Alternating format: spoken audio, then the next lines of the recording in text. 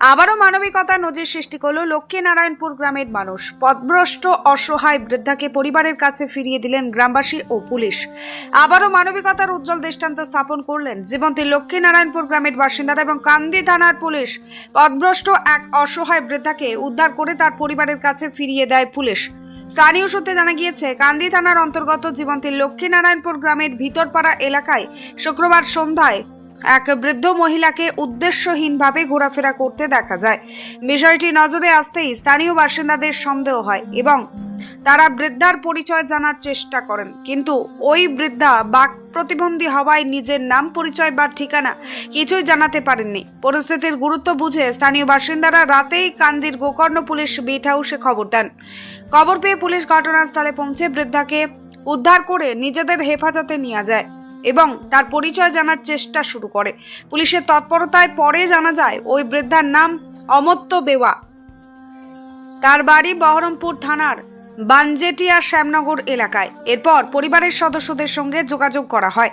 শনিবার সকালে পরিবারের সদস্যরা গোকর্ণ পুলিশ বিট হাউসে এসে অমত্য বেওয়াকে নিয়ে যান।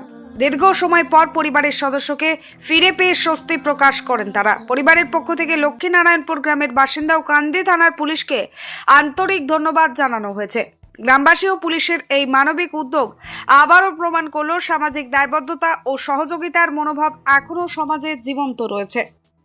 জীবন্তী থেকে উম্মার শেখ ও শাহিন শেখের রিপোর্ট, চেতনা টিভি। হবে আর কি, ওই ভিতরে গিয়েছিল, এই ভিতর থেকে সন্ধ্যা নাগাদ এইখানে এসে বসেছে, এখানে এসেই করছে।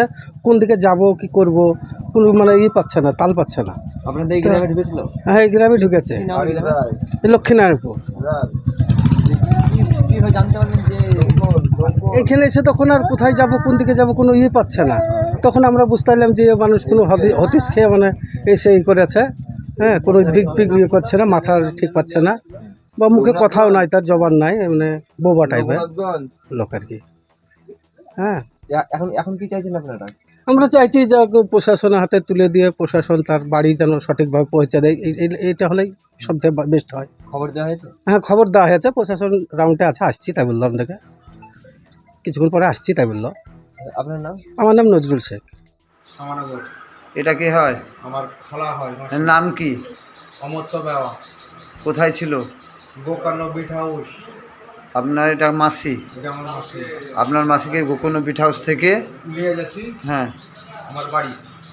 আপনার মাসি এখন ঠিকঠাক আছে? এখন ঠিকঠাক আছে, আপনাদের কোনো অসুবিধা নেই তো? আর না, কোনো অসুবিধা নেই। আপনি সুস্থভাবে আপনার মাসিকে বুঝিয়ে পাইলেন? আমার মাসিকে সুস্থভাবে বুঝতে পাই না। আমি তাহলে আপনি গোকর্ণ বিট হাউস থেকে গোকর্ণ বিট হাউস থেকে হ্যাঁ আমি নিয়ে যাচ্ছি আপনার বাড়ি? আমার বাড়ি আপনার বাড়ি তারাকপুর সামানগর।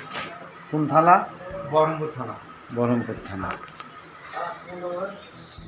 আমাদের গ্রামে কিভাবে যাই হোক ঢুকে গেছে, মোটামুটি 3টে নাগাদ আমাদের গ্রামে ঢুকেছে। তো ভিতর পাড়ায় আমাদের অনেকটা দূরে আছে, ওদিকে চলে গেছিলো।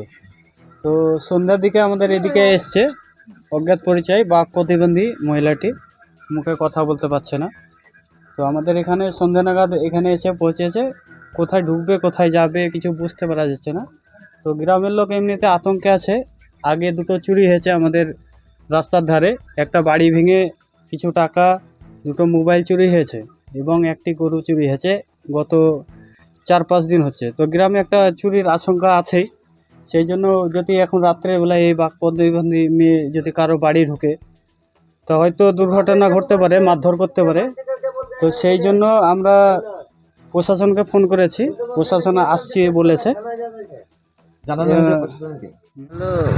আপনার মোটামুটি বিকেল থেকে গ্রামের মধ্যে ছিল, তারপরে সন্ধ্যার সময় এখানে যখন দেখলো গ্রামবাসী, অনেকে লক্ষ্য করলো যে বাড়ি যাচ্ছে না, তখন গ্রামবাসীরা গোকর্ণ বিট হাউসে খবর দিয়েছিল। ওখান থেকে আপনার প্রশাসনের লোক এসে এখানে নাম জানার, বাড়ি জানার চেষ্টা করলো, কিন্তু কথা বলতে পারছে না। তো সুতরাং কোনো তথ্য বের করতে পারলো না প্রশাসনের লোকও। তারপরে ওরা আপনার নিয়ে গেল ওকে সঙ্গে করে, যে ওর ঠিকানা জানার চেষ্টা করবে এবং সঠিক জায়গাতে ওর বাড়িতে ওকে পৌঁছে দেওয়ার ব্যবস্থা করবে। চেতনা শিক্ষা নিকেতন প্রাইভেট টিউশন সেন্টার। শিক্ষা আনে চেতনা, চেতনা আনে মুক্তি। এই উক্তিকে সামনে রেখে আজই আসুন আমাদের চেতনা শিক্ষানিকেতন প্রাইভেট টিউশন সেন্টারে। চেতনা শিক্ষানিকেতন প্রাইভেট টিউশন সেন্টার। ভর্তি চলছে, ভর্তি চলছে, ভর্তি চলছে। চেতনা শিক্ষানিকেতনে ভর্তি চলছে। চেতনা শিক্ষানিকেতন একটি আদর্শ শিক্ষা প্রতিষ্ঠান। আমাদের লক্ষ্য গণ নয়, গুণ চাই। Chetana Shikshaniketan private tuition centre. Jibanti police ক্যাম্পের পাশে, জীবন্তী মুর্শিদাবাদ।